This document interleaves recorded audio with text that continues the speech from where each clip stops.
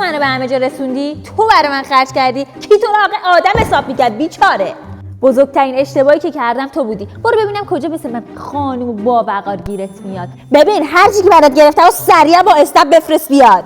بدبخت هر چی که تو زندگی داری از من داری، از من. میسپارمت به خدا، ایشالا کارما بزنه به کمرت. گو نخور. برو ببینم بعد من کی اون اخلاق انتو تحمل میکنه آخه. چطوری مهسا؟ خوبی سیسی؟ ببین برنامه امشب رو میخوام بچینی خراب بازی ها. میخوام استوری بذارم این جر بخوره جر. خفه شو! آره خر منم که به خاطر حساسیت‌های تو با دوستام نرفتم بیرون، پیشرفت نکردم، شادی نکردم. ببین من از فردا چطوری پیشرفت کنم و شاد باشم با رفیقام. بیچاره اونی که بعد من میخواد بیاد تو زندگی. من که از فردا کلاس پدل و سوارکاریمو شروع کردم. اصلا برام مهم نیست چون وقتمو پر کردم. ولی کاش باش اینجوری حرف نمیزدم، دلم برش تنگ میشه. یعنی الان کجا چیکار میکنه؟ غذا خورده نخورده.